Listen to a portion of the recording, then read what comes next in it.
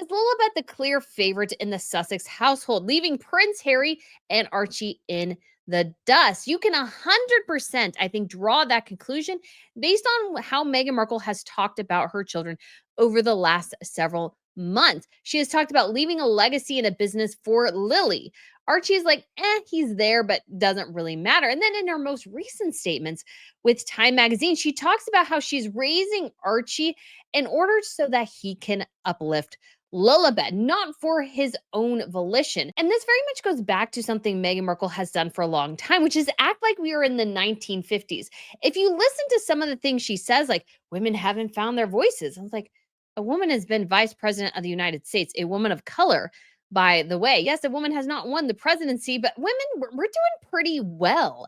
Meghan Markle, we are not in the Stone Age and the Dark Age like she seems to think. And sadly, because of her, I think Meghan's vendetta and sort of you can almost say hatred of men, that she is really, I think, showing clear favoritism to one child over the other. And by extension, Harry and Archie just don't seem to matter as much to her. So this is sort of a complex topic, but I think one really important to go into because this does affect families. This does affect family dynamics. And very, very sadly, I think Archie is going to be left or completely ignored by his mother at some point because everything is about Lilibet. So we shall get into this today. But if you haven't been to Royal News Network before, hello, my name is Brittany. I provide compelling royal commentary. So if you guys want to hit that subscribe button, I would absolutely love to have you back. And before we go into today's video and the Crown Report, I do want to show you guys something real quick here. And that is something I got from Ana Lucia Diamond. So I have taken a peek. So I know what this is, but I will show you guys the glorious view because it is fabulous. So here we go. We got a new ring here. Oh, ooh, oh, yes, this is the limitless ring here, the bigger one. Oh my goodness, it is absolutely glorious. So this is such a pretty piece, guys. And it's hard to like completely and utterly show you guys how much you could say how many diamonds are in this and everything. It is absolutely insane. So I'm going to take off my rings here, my 7-stone eternity band, and I'm going to replace it with this ring. All right, guys, there we go. Is this not absolutely beautiful? And you can get one of your own or any of the Ana Lucia diamond pieces from their website. And if you use code ROYAL20, you shall save 20%. And today's the final days of if you buy something over 500, you can get a free pair of half stud earrings if you use the code ROYAL20. You just have to put it in your checkout box. And don't forget, Mother's Day is coming up soon. So there's a sweetheart necklace on there. There's a cross necklace, like a couple of other pieces. So if you're looking for something great for your mom, Ana Lucia is definitely the place to check out their lab created diamonds. And they are glorious and beautiful. And so before we getting into the meat of this video, let's do a little bit of the Crown Report. All right, guys, we did have many royals attending Pope Francis's funeral, including, of course, Prince William, who apparently also had an opportunity to meet with President Donald Trump. There are rumors that the state visit to the UK for the Trump administration will occur in September. So that is something to keep an eye out for. And then we also have the King's Day celebrations in the Netherlands. It looks like everybody had a fabulous time. We were missing Princess Ariane, the king's youngest daughter, but she is finishing up her high school studies. But we did have his older two children, Princess Catherine Amalia and Princess Alexia. So it looks like everybody had a fabulous time. I really want to go and cover King's Day one day, but not this year, obviously, but hopefully sometime in the future. And of course, there is a new article that I haven't had a chance to read yet, which I will very soon here, talking about William and the future of the throne. So this was in the Times of London, and additional conversations to talk about Virginia Giuffre, who was Prince Andrew's accuser, and she tragically passed away on Friday, and questioning and wondering how Charles should deal with the sort of spare problem, which is both Harry and Andrew. So interesting things going on here, but we will have more next week as obviously royal engagements start popping up again. And we do have Catherine and William going to the Isle of Mull in Scotland on the 28th and the 29th. So that is Monday and Tuesday. So look forward to that as well. And guys, I forgot to preface with this video that this is all merely just my humble opinion. You can take it, you can leave it, totally up to you. This is just something I have noticed over the last several months when it comes to Meghan and how she's talking about Lily versus Archie, because there's a clear difference in how she is referring to them. All right, guys. So this video, I feel like I had a hard time a little bit doing the intro because this is a complex topic. And I like to do complex things. I don't like to do sort of, the clickbait or something like that. And this is something I've noticed for a while, and it just kind of keeps getting worse and worse. And it's especially as Lilibet gets older, it's just becoming so incredibly apparent how Meghan Markle sees her children and how she clearly values Lilibet more than Archie. Now, she might love them both the same. Like, I'm not going to read too much into at least some of the actual dynamics in the home. But what we can clearly see in what Meghan Markle is saying publicly is how much she prefers trying to leave a legacy, trying to impact Lilibet over Archie. And it's hard not to believe that this doesn't extend into the home too and her relationship with Harry. Meghan has always been advocating for women, and she seems to see much more value in advocating for Lilibet than ever advocating for Archie. And if you've sort of been watching some of the conversations going on within culture, there's been a lot of talk about how boys are being left behind, not girls, because boys have a harder time, especially when they're younger, sitting in class and doing certain things because they have more of a kinetic learning style, which is sort of harder. And actually, schools are more tailored to young girls. And most teenage girls are going to college, it's fewer men. So there is so many dynamics at play here. But I just want to start off with number one. If you've been listening to Meghan Markle for a long time, if you actually listen to her talk about women, you would think it's 1962, not 2025. She acts like we are all stuck in the home and that we don't have a voice, except for the fact that she has a bigger voice in some ways than her husband and is having a cooking show about being in the home and hosting. Like, there's so many sort of hypocritical aspects of Meghan Markle's public persona here. You can almost get a bit of whiplash. But she just constantly talks as if we need to be lifted up. She needs to be there for us. Like, I mean, what would we do without Meghan Markle, guys, talking about women, uplifting women?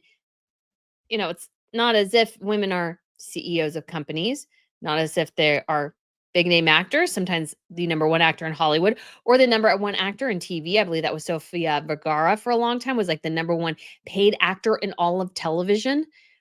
There are so many different ways where women have been massively successful. So this idea that we're still homespun or trapped in the home and that we need Meghan Markle, we need to have a bigger voice. I'm sorry, but I think we all have voices. And I've never been led to believe by my mother that I have a diminished voice because I'm a girl. That is entirely a Meghan Markle twisted view of the world. And I think it comes in part, perhaps part of it already existed for her. But I think why it's been sort of grown is that I think she was myth that as a royal, she thought she had a lesser role. But the reality is her lesser role was not because she was a woman. It was because she had married into the monarchy. Blood always matters more than education, degrees, and stuff like that. If you are within a monarchy, if you want to be valued for being a woman, being a philanthropist or what have you, then go somewhere else. That's not going to be found in royalty. And so sometimes the hesitancy, let's say, on the part of the palace was not because she was a woman, nor because she was a woman of color, but because she was the wife of the spare. And as the wife of the spare, you have different parameters to your relationship with the public, the monarchy, all these sorts of things than your actual spouse.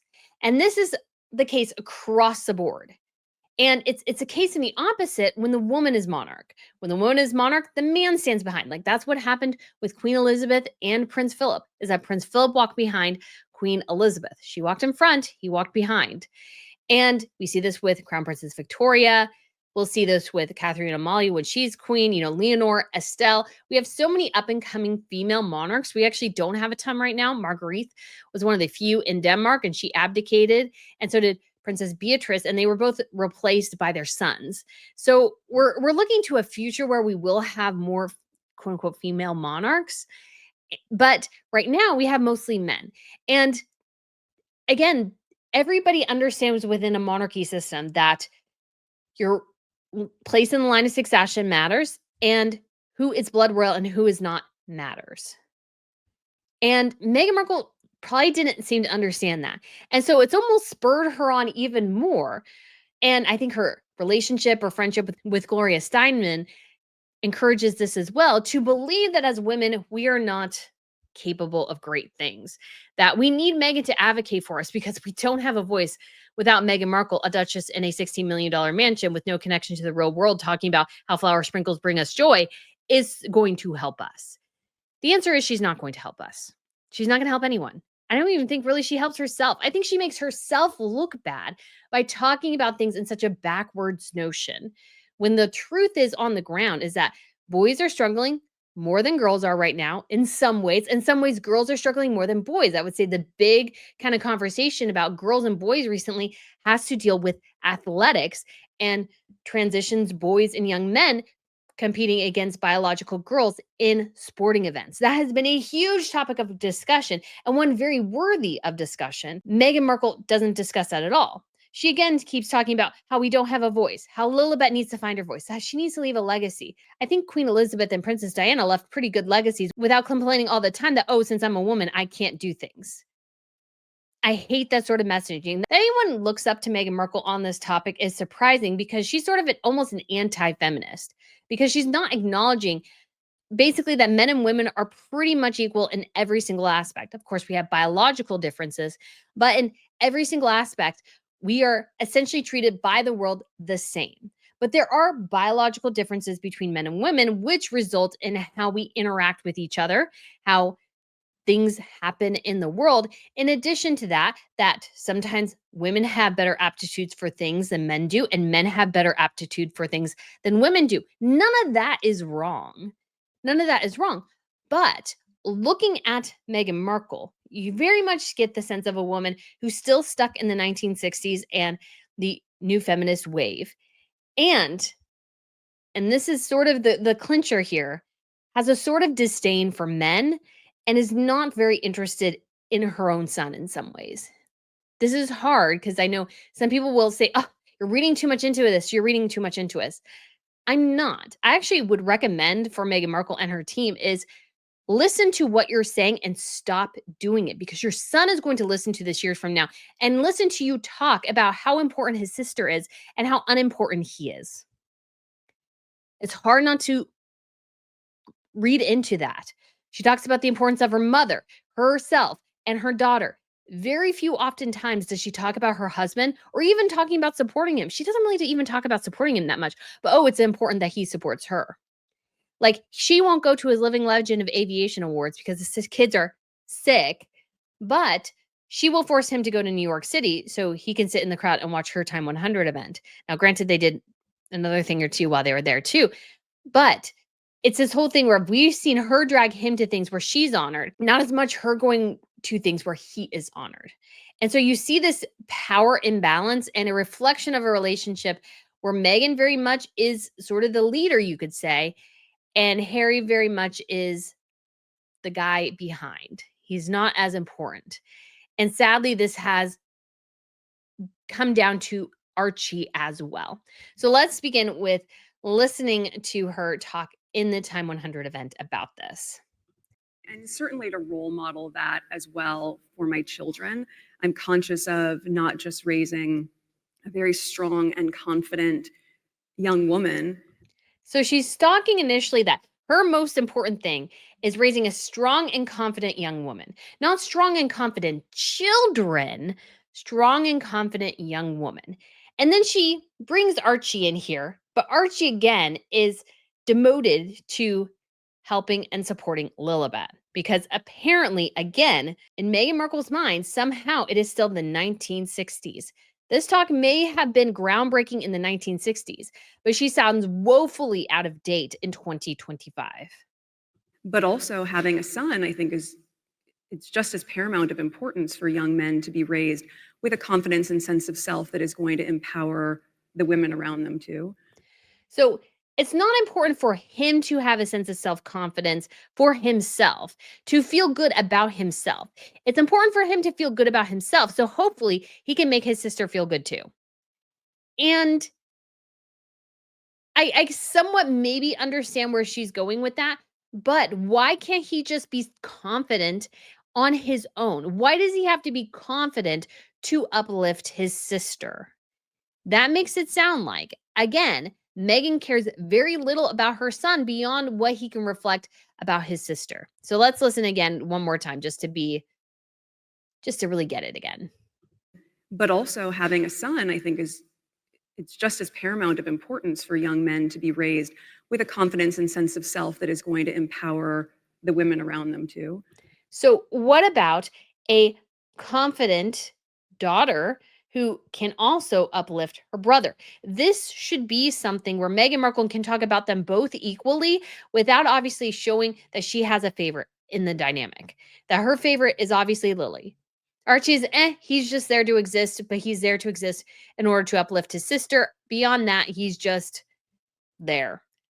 It's really sad. Like, it's really genuinely very, very sad. And I know I'm sure some of you can share with me in the comments, or you don't have to at all, but I'm sure you know people or have experienced yourself family dynamics where clearly either one child or one particular sex within the family was favored. So oftentimes it is boys. And then sometimes maybe there's one particular child that's sort of the golden child. And this tends to not result in good family dynamics. You can uplift both children for both their own sakes. And because of that, they should be good citizens within society. Not just because if I raise a strong and confident young boy, he can uplift girls, but no, so he can uplift everyone. What's wrong with him uplifting other boys by being the role model in class, by being a leader? That's a great way too. But no, he only exists to serve women. And you see this dynamic played out with Harry and Meghan too. Harry exists to serve Meghan. She doesn't serve him, he serves her. And I find that a bit abhorrent, to be quite frank. So I try to model that behavior, but again, like it starts with whatever's going on internally. And when I am able to not even just tune out whatever that noise is, to really not give it any credence. So it starts with what's going on inside. And it's clear for Meghan that what's going on inside is essentially this aspect of it's all about me and it's all about us girls. The men have had their day in the sun because there's sort of an anti-men aspect to some kind of sides of feminism. Because I had a boss once who was she would describe herself as a feminist. Some other feminists wouldn't think of her that way. But her definition of feminism is that women can do whatever they want to do, whether that is be president or of the United States, or whether that's being a stay-at-home mom. Both have equal value in many ways. Yes, I know one leads a free world and one does not, but they both should have equal value or be treated by society as equally valuable directions in life. I think that's a very healthy view. Meghan's view of feminism is down with men. We have to kind of stampede over them to uplift ourselves, where I think we can exist equally together and uplift each other and have this equal dynamic rather than because of quote unquote feminism or what have you, I have to sort of put him down in order to lift myself up. And again, I find that to be an exceedingly unhealthy dynamic. Very, very unhealthy. And this is why she sort of tramples on Harry, because to her, Harry exists to serve her and no other purpose. So let's jump over here to People Magazine. And this is talking about her legacy. She says, being able to have my own little girl, that's not own little girl, as I've spent so much of my life championing the rights of girls and women. We're fine, Meghan Markle. We don't need your help. In fact, you haven't helped us at all. You've actually set us back 50 years. She would actually be more of a feminist dating and dumping Harry than she is by marrying him.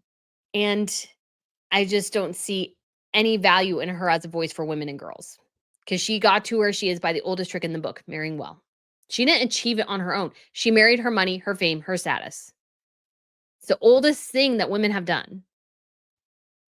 And she says, and to be able to see this as a multi-generational story. Pause. As if she remembered, oh yeah, I have a son. Archie is of course included in that. And my husband is of course included in that. Be curious if they added that in later. But yeah, I guess my husband and my son are included in that, but it's really about me and my mom and my daughter. But I love the heritage feeling of it and knowing that this is something I can create in front of my daughter and teach her what it's like to be a working mom. She says this is something that hopefully can be part of her legacy too. So now Lilibet is stuck with this meandering nonsense. Lilibet is stuck with it because Meghan created it and it has to be now part of her legacy too. It can't be a part of Archie's legacy. What if Archie wants to do it? What if Archie has a green thumb and loves gardening and wants to be more involved with this? Oh, no. It has to be Lily's because Lily is the only one who matters. I'm an advocate for girls and women, not men and boys. I don't care really what happens to them. You could read that into her statement. And she did do a little bit on talking about Archie, which I thought was like, this is what Archie gets. So Lilibet gets the company, gets the world, gets to even be on her mom's website. But Archie, on weekends and school breaks, she looks forward to day dates with her son. Archie and I like to go and have lunch, share a burger and a Caesar salad. I doubt the kid is eating the Caesar salad. And have an ice cream sundae with 2 cherries on top. Okay, number one, that seems a little too on the nose. So do they only go to one location ever? It's like a little too much. And yeah, and the ice cream with 2 sundaes on top? Really? Really? It seems too oddly specific. And again, just as a reminder, I actually forgot this was on earlier, but the first image of As Ever really was Meghan running in the field with Lilibet. Again, what about Archie? Archie doesn't matter. Archie doesn't matter. She could have run with her children. It could have been about, in some ways, being a mom. But no, it's about being a woman, not being a mother. She's like, my most honored title is my mom, but really only for her daughter, not really her son. Again, I find this really abhorrent, really stinky, really just kind of just sort of terrible. And so let's look at another thing where she talked about Lilibet recently. And this was in Colombia last year. Those are the elements that continue to inspire me to use my voice, because I also recognize how small it feels when you don't. She has a huge voice. Why are you complaining that women don't have a voice? In some cultures, that's true, but that's sort of a cultural issue. In her world, she has a massive voice and platform. What are you whining about? Doesn't feel great to, as we've talked about, suffer in silence or even just sit in silence. Meghan Markle has never been silent since she dated and married Harry. Like, we're sick of her talking. We are sick of it. If in those moments you want to be heard, or if you have something to say. So this is something sort of interesting, and it's something I thought about in relation to Omid Scobie, who was sort of, their biographer or whatever. And he complained, oh, the royal reporters, they just want to give me the time of day. They wouldn't let me talk. And I remember thinking, well, maybe they didn't listen to you because you didn't have anything interesting to say. They didn't listen to you, not because of racism like he claimed or something like that, but because maybe his suggestions were bad. Maybe he just didn't have anything constructive to say. And maybe they just dismissed him because his comments were dismissible. I think sometimes people don't appreciate that sometimes maybe it is you don't have anything to say. Meghan Markle doesn't have anything to say, really. She talks in nonsensical word salad nonsense. It kind of meanders around an actual point without actually getting there. There's nothing deep and profound about what she says. She's basically just regurgitating talking points that people have had for eons at this point. And she doesn't live by what she preaches. So this whole idea that, oh, I need to find my voice and, oh, we're finding this is so important. It's sort of hogwash and nonsense. And that people listen and maybe people pay attention more when you have something to actually say. You can say YouTube is a great example of that. Now, sometimes it's clickbait and sometimes people just have general better personalities, but sometimes you listen to people because they have an interesting perspective and you find what they say compelling. And that's not the case with everyone. Like, there are a graveyard of YouTube channels where people have tried to start something and it just never took off for a variety of reasons. I had a fashion channel that is in the ash heap of history when it comes to YouTube that I tried many, many years ago, and it just didn't work.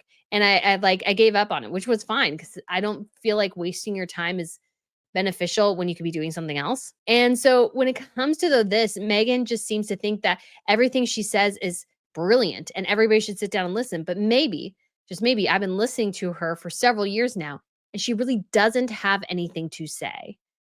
And she just doesn't seem to want to accept that. So I think part of the role modeling that I certainly try. So she almost caught herself and says we, but she says I, because it's more important. Again, I, me. To do as a mother is to encourage our daughter, who at 3, she has found her voice. And we're so proud of that because that is how we, as I was saying. So she's so proud that her daughter has found her voice. But what about her son? Again, she has 2 children here.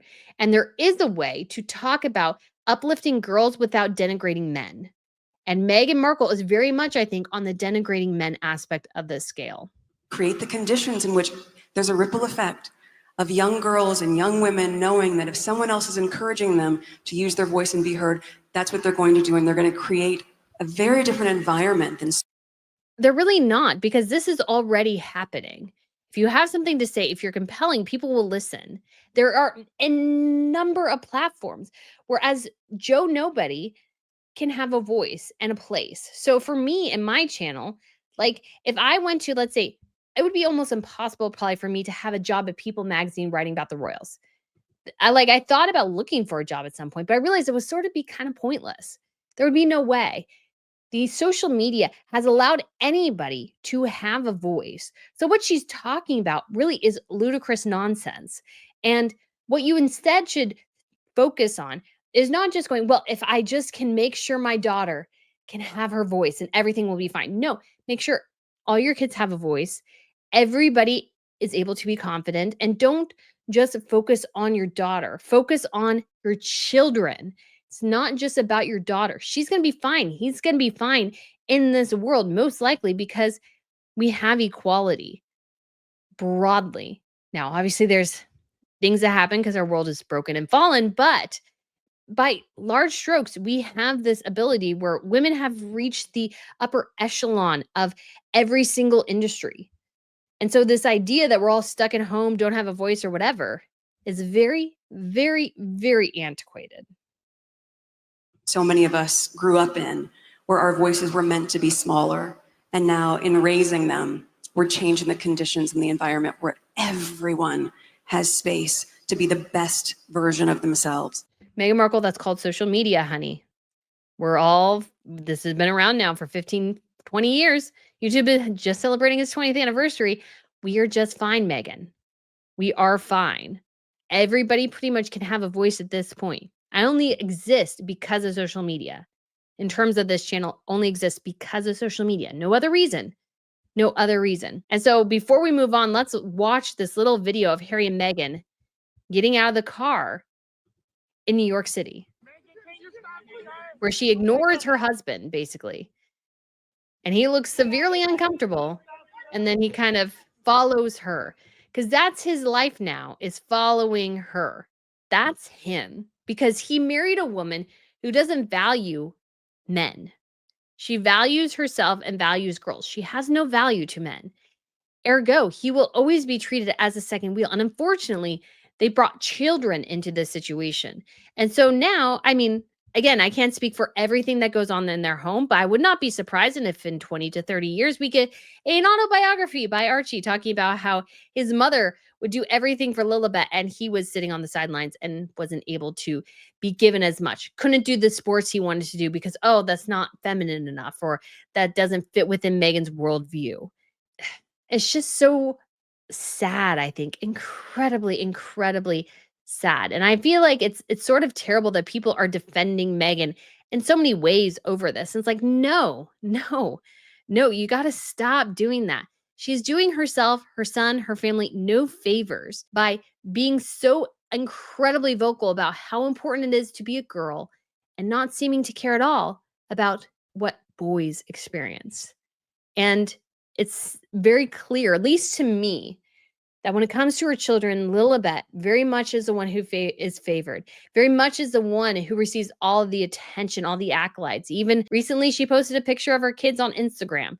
Again, another boring, devoid of anything sort of picture. And Lilibet's the first one she shows because, and there was a quote I found of Harry or Meghan talking about Lilibet. And oh, she's got the Spencer genes. She's a Spencer. They are desperate to make that connection because they want Lilibet to be the next Diana. Screw Archie. It's all about Lily. Again, that's just my look at the situation based on what Meghan Markle is saying over these last couple of months. These are all pretty recent quotes. Meghan clearly has an axe to grind against men, and it's reflected, I think, in her marriage and in her child raising. And there's a lot of times where parents do show favoritism to one child or one sex in the children group over the other. And I imagine this causes tensions and divisions. And I think Meghan Markle needs to get a reality check when it comes to the state of women. We're doing pretty well, Meghan. In fact, we're doing extremely well. The only one who apparently doesn't believe in women is you, because you still think you need to advocate for us when we're mostly doing just fine. So, guys, let me know what you think of this video. Thank you so much for watching, and I shall see you soon. Bye.